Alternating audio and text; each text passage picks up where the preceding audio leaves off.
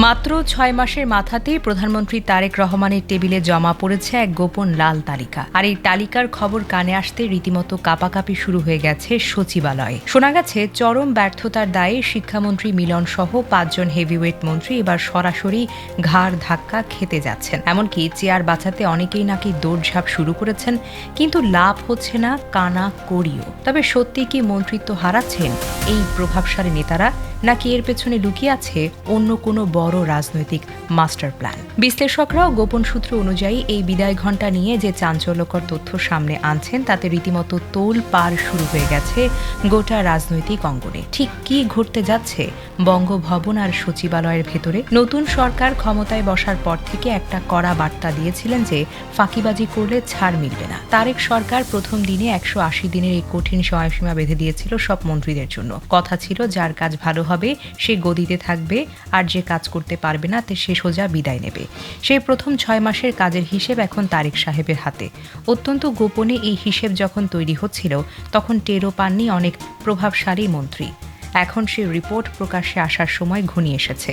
ফাঁকিবাজি আর ব্যক্তিগত কেলেঙ্কারির দায়ে পদ হারানোর শেষ সীমানায় দাঁড়িয়ে আছেন মন্ত্রিসভার হেভিওয়েট কিছু মুখ। তারেক সরকারের প্রথম এবং সবচেয়ে বড় ধাক্কা খেতে যাচ্ছেন বিদ্যুৎ ও জ্বালানি মন্ত্রী।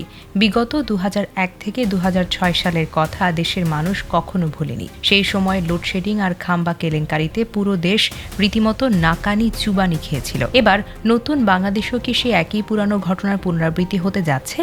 গ্যাস ও বিদ্যুতের তীব্র আকাল তো আছেই, তার উপর বর্ষাকালে ৩ থেকে ৪ গুণ ভৌতিক বিল বাড়িয়ে দিয়ে সাধারণ মানুষের পকেট কাটা হচ্ছে। এ অদ্ভুত কাণ্ড দেখে তারেক রহমান তো চরম ক্ষুব্ধ। সবচেয়ে আশ্চর্যের বিষয় হলো বেগম জিয়ার আমলেও এই একই মন্ত্রীকে চরম অদক্ষতার কারণে গদি থেকে নামিয়ে দেওয়া হয়েছিল। এবারও তিনি সেই পুরনো স্বভাব থেকে বের হতে পারেননি। সাধারণ মানুষের চরম ভোগান্তি পুরো সরকারকে প্রতিদিন নতুন করে কাঠগড়ায় দাঁড় করাচ্ছে। ভেতরের খবর বলছে মান বাঁচাতে তারেক সাহেব সবার আগে এই মন্ত্রীর লালবাতি জ্বালিয়ে তাকে বিদায় করতে যাচ্ছেন। তার আমলনামা এতটাই খারাপ যে এবার আর তার উপর কোনো আপত্তি টিকছে না। বাপের জমিদারি স্টাইলে মন্ত্রণালয় চালানোর দিন শেষ। বিদ্যুৎ খাতের এই বেহাল দশার ধাক্কা সামলাতে না সামলাতেই চোখ রাঙাচ্ছে শিক্ষা খাতের বিশাল কেলেঙ্কারি।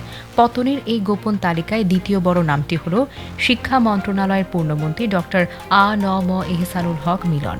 একটি দেশের ভবিষ্যৎ প্রজন্মের ভাগ্য যে জায়গায় দাঁড়িয়ে আছে সেই শিক্ষা মন্ত্রণালয়কে তিনি রীতিমতো বিশৃঙ্খলার কারখানায় পরিণত করেছেন। দেশে যখন এক ভয়াবহ বিপদের সময় পার হচ্ছিল, সাধারণ মানুষের জীবন নিরাপত্তায় যেখানে সবচেয়ে বড় প্রশ্ন হয়ে দাঁড়িয়েছিল, ঠিক সেই মুহূর্তে তিনি জোর করে পরীক্ষা নেওয়ার একগুঁয়ে সিদ্ধান্ত আটকেছিলেন। আর এমন সিদ্ধান্তে পুরো দেশের মানুষ চরম ক্ষোভে ফুঁসে ওঠে। শুধু তাই নয়, পরবর্তী সময়ে গণমাধ্যমের সামনে এসে একের পর এক দায়িত্বহীন কথাবার্তা বলে তারেক সরকারকে রীতিমতো ঘোল খাইয়েছেন তিনি। এমন আচরণের কারণে সরকারের ভেতরেই তার বিরুদ্ধে লঙ্কা কাণ্ড বেঁধে গেছে। গোপন খবর বলছে শিক্ষা খাতকে ধ্বংসের হাত থেকে বাঁচাতে প্রধানমন্ত্রীর টেবিলে মিলনের বিদায়পত্রের স্বাক্ষর পড়া এখন কেবল সময়ের ব্যাপার। শিক্ষামন্ত্রীর এই খামখেয়ালির চাইতেও বড় আর চাঞ্চল্যকর কাহিনী জন্ম দিয়েছেন আরেক মন্ত্রী। তালিকায় সবচেয়ে বিস্ময়কর এবং হাস্যকর পরিণতি হতে যাচ্ছে স্বাস্থ্যমন্ত্রী সর্দার সাখাওয়াত হোসেন বকুলের। তিনি দায়িত্ব নেওয়ার পর থেকে গোটা স্বাস্থ্য বিভাগকে এক লাগামহীন বিশৃঙ্খলার গর্তে ফেলে দিয়েছেন। ৮ দিন হাসপাতাল নিয়ে তিনি এমন এক মন গড়া গল্প ফেলেছিলেন যা শুনে সবাই হতবাক। তিনি দাবি করেন এই হাসপাতাল কর্তৃপক্ষ নাকি কোটি কোটি টাকার ঘুষের বস্তা নিয়ে তার পেছনে দৌড়াচ্ছে। পদে বসে এমন আজগুবি মন্তব্যের পর খোদ এই প্রতিষ্ঠানটি প্রকাশ্যে প্রতিবাদ জানায়, যা ছিল নতুন সরকারের জন্য চরম অপমানের। শেষ পর্যন্ত তিনি বাধ্য হয়েছেন হাসপাতালটি নতুন করে চালু করতে। তবে তার কফিনে শেষ পেরেকটি ঠুকে দেন স্বয়ং প্রধানমন্ত্রী। মূলত সম্প্রতি ঢাকা মেডিকেলের এক অনুষ্ঠানে সবার সামনে তিনি আবোল তাবোল বকতে শুরু করেন। পরিস্থিতি এতটাই বাজে পর্যায়ে পৌঁছে যায়, খোদ তারেক রহমান বাধ্য হয়ে তার হাত থেকে মাইকটাই কেড়ে নিলেন। সবার সামনে তাকে মূল বিষয়ে কথা বলতে বাধ্য করে তারেক সাহেব বুঝিয়ে দিলেন ফালতু কথার কোনো জায়গা নেই। এই চরম অপমানের পরই বকুলের মন্ত্রিত্বের খেল খতম হয়ে গেছে বলে মনে করছেন অনেকেই। স্বাস্থ্য খাতের এই বিদঘুটে অবস্থার মাঝেই আগুনে ঘি ঢেলেছেন আরেকজন। পূর্ণ মন্ত্রীদের চেয়েও বড় নাটকীয়তা তৈরি হয়েছে পানি সম্পদ প্রতিমন্ত্রী ফরহাদ হোসেন আজাদকে নিয়ে। সামাজিক যোগাযোগ মাধ্যমে তার একটি অত্যন্ত আপত্তিকর ভিডিও ছড়িয়ে পড়লে চারপাশে তুমুল হইচই পড়ে যায়। নিজের এমন চরিত্র ঢাকতে তিনি চতুর খেলোয়াড়ের মতো সংবাদ সম্মেলন ডাকেন।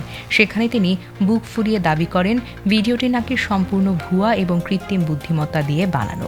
ভেবেছিলেন এমন ফাঁদ পেতে সবাইকে বোকা বানাবেন, কিন্তু প্রযুক্তির যুগে এমন মিথ্যা ধামাচাপা দেওয়া সহজ কিছু নয়। স্বাধীন আন্তর্জাতিক ফ্যাক্ট চেকিং সংস্থাগুলো সূক্ষ্ম যাচাই বাছাই করে তার মুখের উপর কড়া জবাব দিয়ে দেয়।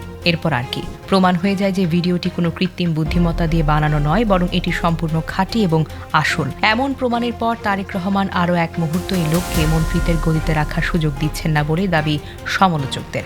এই কেলেঙ্কারির রেশ কাটতে না কাটতেই আরেক নেতার কপাল পুড়েছে।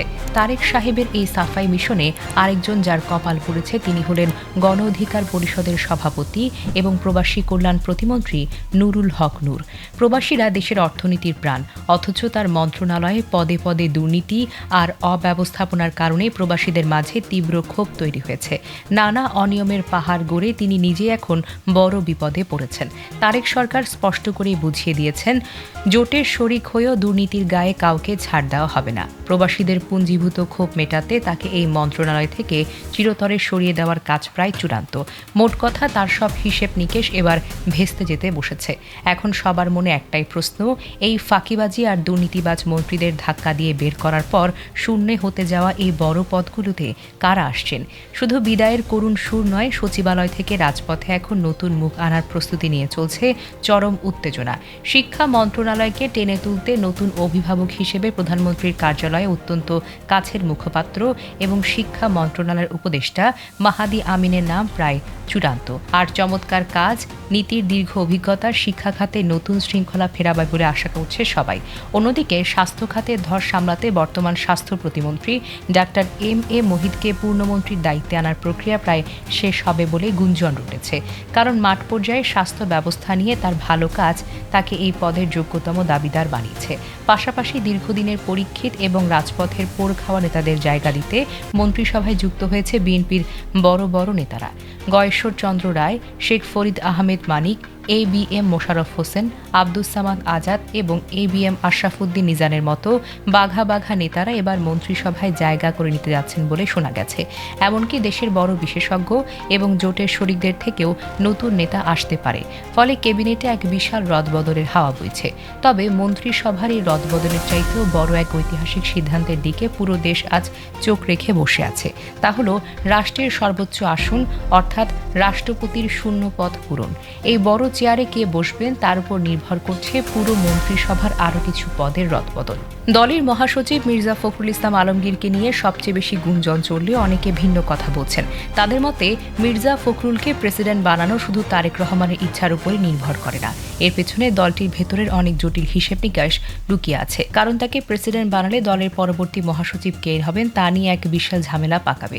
বর্তমান নিয়মে দলের সিনিয়র যুগ্ম মহাসচিব রুহুল কবির রিজভির এই পদে আসার কথা, কিন্তু তাকে সরাসরি মহাসচিব বানানো রাজনৈতিকভাবে বেশ কঠিন এক সিদ্ধান্ত বলে মনে করছেন, কারণ তিনি এমপি নন। এর উপর যুক্ত হবে বয়স্ক বনাম তরুণ নেতৃত্ব এবং ম্যাডাম গ্রুপ বনাম ভাইয়া গ্রুপের ভেতরের টানাপোড়েন। স্থানীয় সরকার মন্ত্রণালয় সাধারণত মহাসচিব পদে নেতার কাছে যায়, তাই এই বড় দায়িত্ব কার হাতে যাবে সে প্রশ্ন অনেক বড় হয়ে দাঁড়িয়েছে।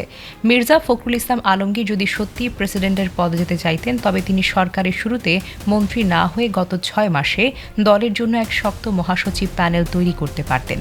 এখন এই একটি পদের উপরই নির্ভর করছে পুরো মন্ত্রিসভা গঠন এবং বিএনপির ভবিষ্যৎ দলীয় নেতৃত্বের আসল ছক। সব মিলিয়ে দেশের রাজনৈতিক অঙ্গনে এক বিশাল চমক অপেক্ষা করছে। তারেক রহমান সত্যি সত্যি ব্যর্থ মন্ত্রীদের বাদ দিবেন নাকি এই নিছক গুঞ্জন, তা দেখার অপেক্ষায় আজ বসে আছে পুরো বাংলাদেশ।